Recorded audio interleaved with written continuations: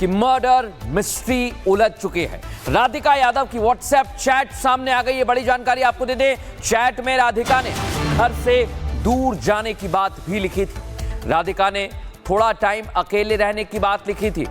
Chat में घर में लगी पाबंदियों का भी जिक्र किया गया है। कोच के साथ राधिका की व्हाट्सएप चैट सामने आई है और हम आपको अब राधिका की व्हाट्सएप चैट एक्सक्लूसिव बताएंगे। जो बातें उसमें लिखी हुई हैं वो इस केस में बहुत बड़ा फैक्टर सामने ला सकती हैं कि आखिर वजह क्या रही है, क्योंकि राधिका के पिता जिन पर हत्या का आरोप है वो बयान बदल रहे हैं और अब चैट जो सामने आई है उसमें बताया जा रहा है कि घर में जो पाबंदियां लगी थी उससे राधिका परेशान थी। और सीधे हमारे सहयोगी सृष्टि के पास चलेंगे। सृष्टि, अब देखिए एक एक करके कई बड़े अहम खुलासे हो रहे हैं। अब चैट भी सामने आई है, उस चैट में और क्या क्या है? बिल्कुल शिखा, देखिए जो चैट सामने आई है उसमें साफ तौर पर हमारे सहयोगी जतिन ने जो साझा की है जानकारी, उसके हिसाब से वो परेशानी की बात कर रही है, वो उसमें चीन दौरे की बात करती हुई नजर आ रही है, घर पर लगी हुई पाबंदियों की बात कर रही है, कहीं दूर जाने की बात कर रही है। तो आखिरकार वो जो चैट्स हैं, जो बातचीत यहाँ राधिका की तरफ से की गई, क्या वो काफ़ी समय से अपने परिवार से या ख़ास तौर पर अपने पिता से वो परेशान थी? क्योंकि जाहिर है ये अनबन लंबे समय से चल रही होगी। इसमें कई एंगल जो सामने आए हैं। अब पिता की ओर से चूंकि बार बार बयान बदले जा रहे हैं, परिवार का कोई सदस्य बात करने के लिए तैयार नहीं है। ये तस्वीर आप यहां पर देख सकते हैं, टेंट्स लगाए जा रहे हैं। राधिका के गांव से भी जो कुछ रिश्तेदार हैं वो आने यहां पर शुरू हो चुके हैं। आप देख सकते हैं, जाहिर है पूरे घर में इस समय मातम का माहौल है, लेकिन ऑफ कैमरा भी ऑन कैमरा भी जो लोग यहां पर पहुंचे हैं उनसे हम बात करने की कोशिश कर रहे हैं, तो उनकी ओर से कोई भी जवाब नहीं दिया जा रहा। उनका कहना है कि हम बात करने की स्थिति में नहीं है, हमें नहीं पता कि यहाँ पर क्या कुछ हुआ। राधिका के पिता की बात करें तो दीपक यादव को लेकर भी जो रिश्तेदार हैं, जो लोग हैं, वो यही बात ऑफ कैमरा भी जो बातें हुई हैं वो यही कहते हुए नजर आ रहे हैं कि वो भी एक अच्छे इंसान थे, भले इंसान थे। उन्होंने अपनी बेटी को पढ़ा लिखा कर इस काबिल बनाया। 2 करोड़ रुपए राधिका की एकेडमी खुलवाने में लगे थे और आखिरकार ऐसा क्या हुआ कि करोड़ों की वो एकेडमी जो पिता ने खुद खुलवाई थी उसे बंद करने का दबाव राधिका के पिता की ओर से बार बार लगाया जा रहा था। जो जानकारी मिली है उसके मुताबिक 12-15 दिनों से दीपक यादव को कहा जा रहा है कि वो सोए नहीं थे, बेहद गुस्सैल मिजाज के वो व्यक्ति थे। अगर बाहर कोई कुछ कहता था, रिश्तेदारों की ओर से कोई भी बात कही जाती थी कहीं पर भी, तो वो परिवार में आकर झगड़ा करते थे। परिवार से उनकी अनबन हमेशा से रहती थी। इस तरीके की बातें निकलकर सामने आई हैं। हालांकि ये जो बयान है ये दीपक यादव की ओर से बार बार बदले जा रहे हैं। कोई भी स्पष्ट बयान अभी तक नहीं दिया गया है, क्योंकि 2 से 3 एंगल सामने आए थे। एक तो सोशल मीडिया पर रील बनाने वाला और अकाउंट्स भी, यानी कि जो सोशल मीडिया का अकाउंट था वो भी डिलीट एक्टिवेट करती थी राधिका और उसके बाद डीएक्टिवेट करती थी। तो क्या वाकई में जो दीपक यादव यानी कि राधिका के पिता जिन्होंने इस हत्याकांड को अंजाम दिया, वो सोशल मीडिया पर जिस तरीके से राधिका आगे बढ़ रही थी, क्या वो उससे परेशान थी, या वाकई में जो एक कहानी ये बताई जा रही है कि रिश्तेदारों की ओर से बेटी की कमाई का ताना मारा जाता था, गांव वालों की तरफ से ये ताना मारा जाता था, क्योंकि परिवार हरियाणा के गांव से बिलोंग करता था, वहां के लोग ये ताना मारते थे। तो क्या ये बात सही हो सकती है? क्योंकि अगर हरियाणा रीजन की हम बात करें तो हर घर में वहाँ पर एक खिलाड़ी आपको ज़रूर मिलेगा, चाहे वो लड़का हो या लड़की हो। ये कोई नई बात नहीं है कि हरियाणा के किसी छोटे से गाँव से कोई लड़की बाहर निकलती है, कोई बड़ी प्लेयर बनती है। तो उसमें कोई चौंकाने वाली बात भी नहीं थी कि कोई अनोखा अलग काम हो गया हो जो राधिका ने किया हो, बल्कि परिवार के समर्थन से ही ये काम यहाँ पर किया गया। राधिका के पेरेंट्स ने ही उसको पढ़ाया लिखाया और उसकी ट्रेनिंग करवाई, इंटरनेशनल तक वो खेलने के लिए गई थी। तो जाहिर तौर पर घर वालों की रजामंदी थी। बिल्कुल सृष्टि, बहुत सारी बातें इस व्हाट्सएप चैट से धीरे धीरे सामने आ रही हैं। इधर बेटी राधिका की हत्या के आरोप में गिरफ्तार पिता दीपक यादव को गुरुग्राम पुलिस कुछ देर में कोर्ट में पेश करेगी। कोर्ट ने कल 1 दिन की रिमांड पर भेजा था और अब जल्द ही पेश करने की तैयारी ले जाया जाएगा और अब यहाँ से कोर्ट ले जाया जा रहा है। हालांकि 1 दिन की पुलिस रिमांड में दीपक जो है वो आया था और आप ये देखिए मुंह, फेस और कवर किया हुआ है। दीपक तरीके से दीपक आपको, लेकिन दीपक अंदर यहाँ पर आपको बैठा हुआ साफ तौर पर नजर आ रहा है। 1 दिन की पुलिस कस्टडी जो है वो पुलिस को मिली थी और अब वो कस्टडी खत्म होने के बाद दीपक को कोर्ट में पेश किया जाएगा। संभवतः जो कार्टेजेस है वो रिकवर कर लिए गए। ये भी जानकारी मिल रही है कि कल देर रात दीपक को क्राइम सीन पर भी ले जाया गया।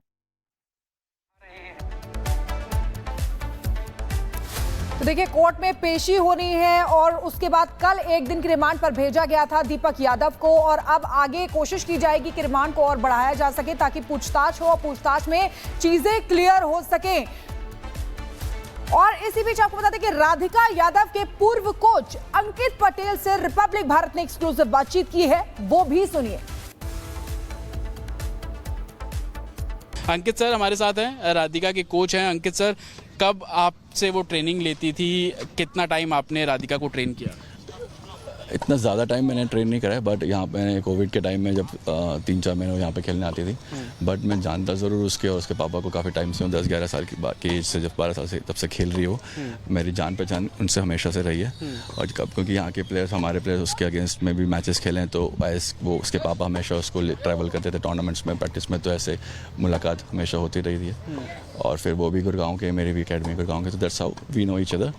एंड उसके बाद फिर जो भी ये सारी चीज़ें हुई हैं, इट इज़ रियली सरप्राइजिंग। उनकी जो बॉन्डिंग थी, जो चीज़ें थी, वो बहुत ही ज़्यादा अबव नॉर्मल थी, बहुत ज़्यादा अच्छी थी। जो भी दिखती थी हमें, कभी हमेशा पापा उसके सपोर्ट ही करते थे उसको, अगर कभी ख़राब भी खेले हैं, ऐसे कुछ भी करे, तो मैंने जो देखा है एटलीस्ट, और जो मैंने सुना है, और मैंने तो कभी नहीं देखा यहाँ सुना कि उन्होंने। फादर हमेशा दीपक आते थे हमेशा यहाँ पे, क्या कहीं पे भी जाते थे, वो प्रैक्टिस करने जाती थी। 90% ऑफ द टाइम्स वो ही साथ में ट्रैवल करते थे। लेकिन यही टेनिस कोर्ट उसकी हत्या की वजह बन गई। हो सकती है, अब वो तो पुलिस ही बताएगी असली रीज़न क्या है, बट मैं सुनने में तो यही आया है कि टेनिस के कारण ही हुआ है। दीपक का व्यवहार कैसा था जब वो राधिका को लेकर आते थे? बातचीत होती थी आपकी? वो एनकरेज करते थे खेलने के लिए, प्रोत्साहित करते थे? किस तरीके का बिहेवियर था? बिल्कुल करते थे एनकरेज, क्योंकि कोई इतने टाइम से अपने बच्चे को खिला रहा है, इतने उम्र 10-11 की एज से, मैंने तो देखा है। उसके पहले कब से खेल रही है वो बात अलग है, और अभी 25 साल की, 14-15 साल से कोई खिला रहा है और खुद रोज़ लेके जा रहा है, तो उस पर्टिकुलर बंदे के अंदर भी कुछ तो होगा कि वो अपने बेटी को लेके जा रहा है, आ रहा है, इतनी मेहनत कर रहा है, पैसे तो खर्च कर रहे हैं, वो that is different, but time भी पर्सनली लेके जा रहे हैं, तो उनको कुछ तो होगा ही। और प्रोत्साहित तो करते ही थे, जितना मैंने देखा उसमें तो करते ही थे। ऐसा तो कभी कुछ लगा ही नहीं जैसा कि जो चीज़ें ऐसा कभी हो सकती हैं। आप बता रहे हैं कि 10-12 साल की जब राधिका थी तब से आप उसको जानते हैं, आपके स्टूडेंट्स के साथ वो किस तरीके का उसका बिहेवियर था? प्लेयर तो वो शानदार थी, क्योंकि स्टेट, नेशनल और इंटरनेशनल हर कोई नहीं खेल पाता है। बिहेवियर उसका किस तरीके का था? स्पोर्ट्समैन स्पिरिट जिसको बोलते हैं, वो किस तरीके की थी राधिका में? बहुत अच्छी थी। एटीट्यूड हो गया, ग्राउंड टू वर्ड, सारी चीज़ें। उसको कोई भी कुछ कहता था, समझाता था, कोई चाहे उसको एज अ कोच बोले या कुछ भी बोले, शी वॉज ऑलवेज हम्बल, ऐसा करके। और ऐसा बहुत ही अच्छा नेचर था उसका। और उसके पापा का भी ऐसा कोई नेचर नॉर्मल था, ऐसा अच्छा था। कोई किसी के साथ, मैंने उनको इवन किसी और पेरेंट के साथ या किसी और कोच के साथ भी कभी ऐसे कुछ लड़ाई हो या कुछ हो, वो भी मैंने ना सुना ना देखा। पर्सनल लाइफ में क्या होता है that I don't know, but on tennis court की जो सारी बातें हैं वो मैं बता सकता हूँ आपको। पर जो मुझे दिखी, और मैंने को कभी ये चीज़ दिखी नहीं, जो चीज़ अभी ऐसे हुई है और ये कैसे हो सकती है, वो मैं खुद आश्चर्यचकित हो चुका हूँ। एक कोच प्लेयर के साथ जितना इन्वॉल्व रहता है, उनकी फैमिली के साथ भी रहता है परफॉर्मेंस को लेकर। कभी ऐसा हुआ कि कुछ आपने बताया हो कि राधिका को ये चीज़ बेहतर करने की ज़रूरत है, और उसके पिता काफ़ी एग्रेसिव रहे हो, या कभी डांटा हो कि ऐसे खेलो? स्पोर्ट्स को लेकर उनका बिहेवियर किस तरीके का था? मेरे सामने तो कभी एग्रेसिव नेचर नहीं था, मैंने भी थोड़ी चीज़ बताई भी, बट ऐसे करके बताया कि इतना ज़्यादा यहाँ खेली नहीं मेरे साथ। बट मैंने कभी जो भी चीज़ आप मुझसे पूछ, एग्रेसिव बिहेवियर या टुवर्ड्स द स्पोर्ट उसके पापा का, मुझे उनका बिहेवियर किसी भी जगह से, चाहे स्पोर्ट्स से रिलेटेड हो या अपनी लड़की के लिए हो, कभी एग्रेसिव या कभी नेगेटिव मैंने नहीं देखा।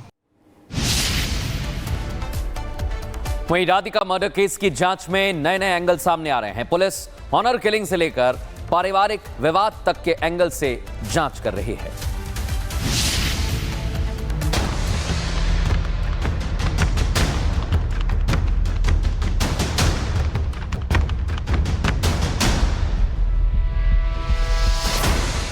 राधिका मर्डर केस में सच की तलाश। दीपक यादव के बदलते बयानों से गहराया शक। टेनिस प्लेयर राधिका के मर्डर केस की गुत्थी उलझती जा रही है।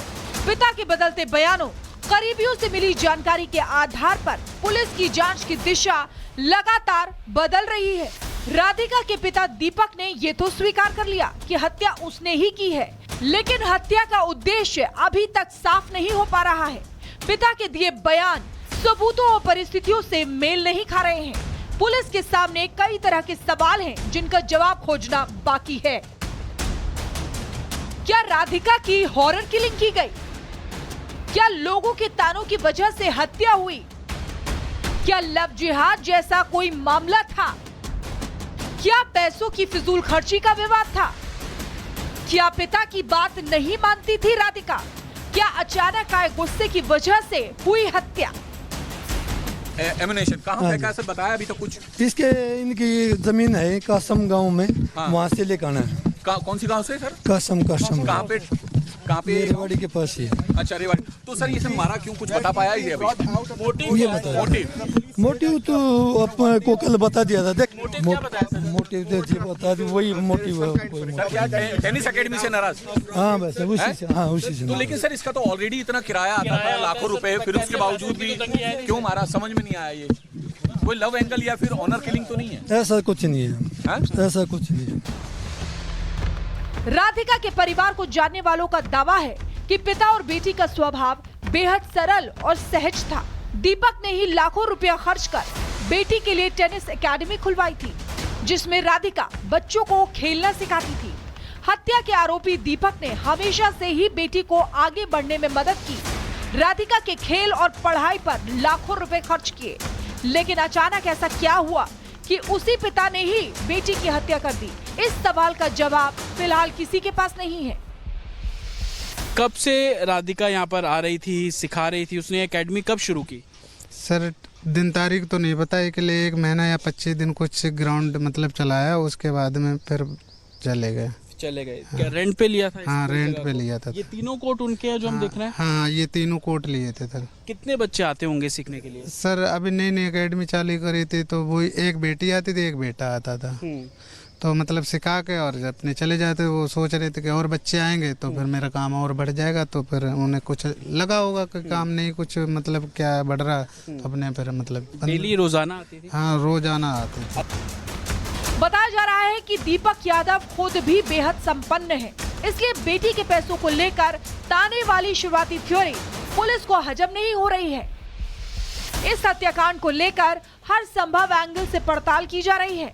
पुलिस सूत्रों का कहना है कि दीपक यादव ने अब तक कई बार अपना बयान बदला है, जिससे हत्या के उद्देश्य पर तस्वीर साफ नहीं हो पा रही है। पुलिस की जांच अब सीसीटीवी, फोन की ट्रैकिंग, राधिका के सोशल मीडिया अकाउंट और करीबियों की जांच के इर्द गिर्द सिमट रही है। Bureau report, Republic Bharat. Radhika Yadav की एक और चैट सामने आई है। कोच के साथ चैट में राधिका ने अपने पिता का जिक्र किया है। चैट में लिखा है, पापा ने सब सुनकर मना कर दिया है। राधिका ने लिखा, पापा बोल रहे हैं कि कितने ही पैसे बचेंगे। तो देखिए राधिका यादव की एक और चैट सामने आई है कोच के साथ। ये उसकी चैट है। लगातार इससे पहले भी हमने आपको दिखाया था जो चैट सामने आई थी, उसमें भी तमाम बातों का जिक्र राधिका ने किया था। और अब इस चैट में एक और बात सामने आई है। उसने चैट में लिखा है कि पापा ने सब सुनकर मना कर दिया है। उसने ये भी लिखा है कि पापा बोल रहे हैं कि कितने ही पैसे बचेंगे। तो देखिए अब चूंकि पेशी होनी है, उसके बाद रिमांड को बढ़ाया जा सकता है।